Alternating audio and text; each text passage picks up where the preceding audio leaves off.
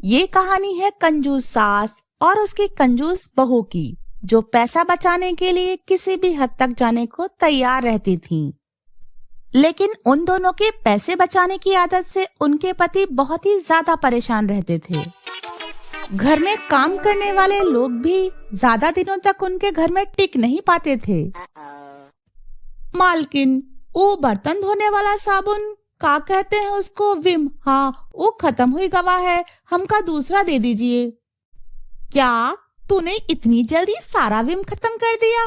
अरे बर्तन धुलने के लिए थोड़ा थोड़ा साबुन लगाया करना, इतना ज्यादा क्यों लगाती है? मालकिन, ये तो पिछले महीने से चल रहा था, तो खत्म तो होगा ही ना।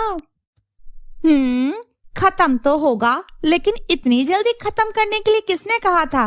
तुझे पता भी है कि महंगाई कितनी बढ़ गई है। अब तू एक काम कर, वो जो वॉशिंग पाउडर रखा है ना, उसमें राख मिला के बर्तन धुला कर। इससे तेरे बर्तन तो चमकेंगे ही, साथ ही साथ हमारी जेब भी चमक जाएगी। पैसे बचाने के चक्कर में सास बहुएं दिन भर जोड़ घटाना ही किया करती थीं। एक दिन उनके घर में शादी की दावत का कार्ड आया। अरे बहू, अब क्या करें? इस शादी के लिफाफे में शगुन के कितने रुपए रखे जाएं, मुझे तो समझ में ही नहीं आ रहा है, जिससे हमारे घर का बजट भी ना बिगड़े। माँ जी, मेरे पास एक धांसू आइडिया है। हम लिफाफे पर नाम तो लिखेंगे, पर पैसे नहीं रखेंगे और लिफाफा खुला हुआ ही दे देंगे, जिससे लोगों को लगेगा कि पैसे कहीं निकलकर गिर गए होंगे। अरे क्या बात है बहू, मुझे तो पता ही नहीं था कि तू पैसा बचाने में मुझसे भी 4 कदम आगे निकल जाएगी। हाँ माँ जी, मैंने तो अपनी होशियारी से पैसा बचा लिया। अब आप बताओ, खाने का करना क्या है? आप मेरी बात ध्यान से सुनना बहू। एक थैले में 2-4 टिफिन रख लेना। हम खाना खाने के साथ साथ टिफिन में खाना पैक भी कर लेंगे। इस तरीके से हमारे 2 दिन के खाने का इंतजाम भी हो जाएगा। अब सास बहुएं शादी की पार्टी में जाने के एक दिन पहले से ही नमक का पानी पीने लगती हैं, ताकि शादी का खाना अच्छी तरह से और मन भर के खा सकें। सुनो जी, आज शाम को शादी की दावत है, तो आज घर पर तो कुछ बनेगा नहीं। जितना भी खाना हो ना, वहीं शादी में खा लेना। लेकिन कमला, हम लोग इतनी देर तक खाएंगे क्या? ये मैंने थर्मस में गर्म पानी भरकर रख दिया है। भूख लगने पर आप दोनों इसे ही पीते रहना, तो भूख नहीं लगेगी। ऐसी कंजूसी देखकर पति और बेटा सिर पकड़कर बैठ जाते हैं। आखिर शाम को सभी लोग दावत में पहुंचते हैं। अरे माँ जी, आप ही बताइए कहाँ से शुरू करें? मुझे तो सब कुछ खाना है, कुछ भी छूटना नहीं चाहिए। हाँ बहू, मुझे भी सब कुछ खाना है। मैं ऐसे ही सुबह से भूखी नहीं बैठी हूँ। अरे बहू, तू एक काम कर, जल्दी से जाकर देख कर आ कि फास्ट फूड में और खाने में क्या क्या बना है, फिर देखते हैं कहाँ से शुरू करना है। अरे माँ जी, देखने में टाइम बर्बाद नहीं करेंगे, तुरंत प्लेट उठाकर डट जाते हैं। पता चला कि खाना खत्म हो गया तो हमारे अरमानों पर तो पानी ही फिर जाएगा। अब सास बहुएं खूब सारा खाना अपनी टेबल पर सजा लेती हैं। अरे तुम दोनों ने इतना सारा खाना यहाँ टेबल पे लाकर रख तो लिया है, कम से कम अब चुपचाप बैठकर इसे खा भी तो लो। अरे अभी दही बड़ा, रसगुल्ला और गाजर का हलवा लाना तो बाकी है। अरे पहले इसे तो खा लो। देखो, सब लोग हमें ही घूर घूर कर देख रहे हैं। अरे आप चुप रहो और फटाफट जितना खा सकते हो ना, वो बैठकर खा लो। पता चले हम यहाँ बैठकर खाने लगे और जो चीजें लाने को रह गई हैं वो खत्म हो जाए, तो हमारा पेट कैसे भरेगा?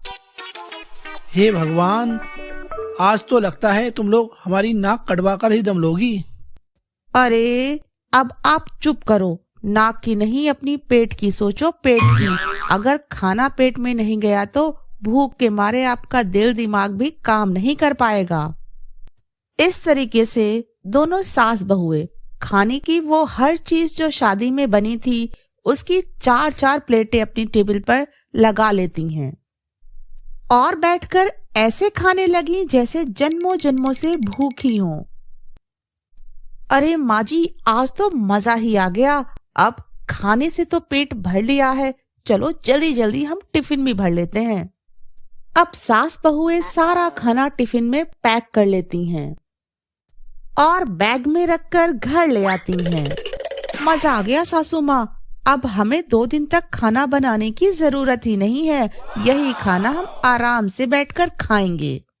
हाँ बहू, मैं गीता को भी बोल दूंगी कि 2 दिन तक काम पर आने की जरूरत नहीं है, इससे हमारी गैस, राशन, बिजली और पानी सभी की बचत हो जाएगी। इस तरह से 2 दिन बीत जाते हैं। तभी अचानक से फोन की घंटी बजी। फोन पर कमला की सहेली विमला का फोन था, जो पूरे 1 साल के बाद आया था। सहेली से बात करने के बाद कमला बड़ी उदास होकर कुछ सोच ही रही थी कि कमला की बहू मीरा वहां पर आ जाती है। अरे माँ जी, क्या बात है, आप इतनी परेशान क्यों लग रही हैं? अरे बहू, क्या बताऊं तुझे, मेरी सहेली विमला अपनी पोती के साथ कुछ दिनों के लिए हमारे साथ रहने के लिए आ रही है। मैं बहुत परेशान हूँ कि अब हमारे घर के बजट का क्या होगा। माँ जी, ये तो बहुत चिंता की बात है। चलो हम अभी से इंतजाम करना शुरू करते हैं, तभी कुछ हो पाएगा।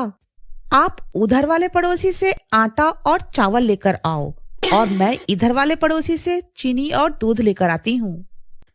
इस तरह से कमला पड़ोसी से आटा और चावल मांग कर लाती है और उधर मीरा भी दूसरे पड़ोसी से चीनी और दूध मांग कर ले आती है। उन दोनों की हद से ज्यादा मांगने की आदत से पड़ोसियों की नाक में तो दम ही हो गया था। अरे ये कमला और इसकी बहू मीरा कितनी बेशरम है, हर रोज अपना मुंह उठाकर हमारे घर कुछ ना कुछ मांगने चली आती हैं। हाँ बहन, तुम सही कह रही हो।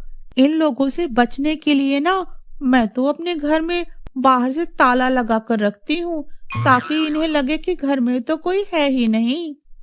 अरे ओ गीता, ये ले 10 रुपए पकड़ और रात में जाकर बाजार से सब्जियां ले आना। लेकिन मालकिन, 10 रुपए में क्या सब्जियां मिलेंगी? आज के जमाने में 10 रुपए में एक भी सब्जी नहीं मिलेगी। अरे तभी तो तू अब तक नौकरानी की जिंदगी जी रही है।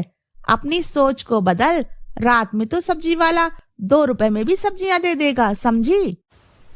ऐसे ही अगला दिन हो गया और मेहमानों के आने का समय भी। देख गीता, मेहमान आने ही वाले हैं, तू मेहमानों की खातिरदारी में ना हमारे घर के बजट का सत्यानाश ना कर देना।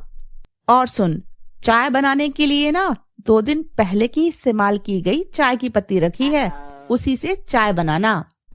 हे भगवान, इन कंजूसों से तो किसी का भी पाला ना पड़े, इनका बस चले तो लाश का कफन बेचकर भी खा जाएं। उसी समय विमला और उसकी पोती वहां पर आ जाते हैं। अरे विमला आओ, हम सब तुम्हारा ही इंतजार कर रहे थे। अरे गीता, तुम जल्दी से किचन में जाकर चाय बना लाओ। अब गीता किचन में जाकर चाय बनाने लगी। उधर सभी लोग सोफे पर बैठकर बातें करने लगे। थोड़ी देर के बाद गीता सभी के लिए चाय लेकर आती है। अरे कमला, सिर्फ चाय, नमकीन और बिस्किट नहीं है क्या घर में? क्या हमें सूखा सूखा ही निपटा दोगी? हाँ दादी, आज तो मेरा ना चाय के साथ पकौड़ी खाने का बड़ा मन हो रहा है।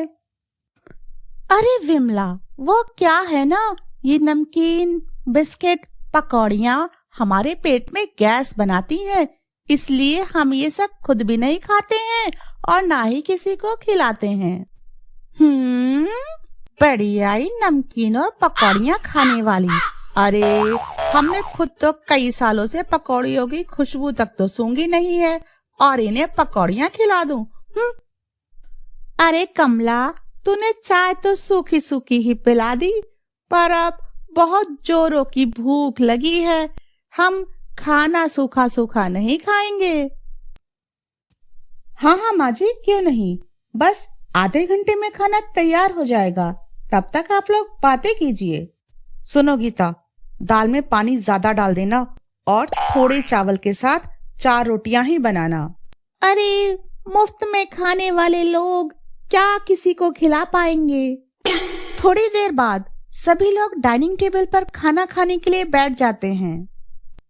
अरे कमला, खाने में सिर्फ दाल रोटी ही खिलाओगी क्या? हाँ, ये दाल में तो देखो पानी ज्यादा और दाल कम नजर आ रही है।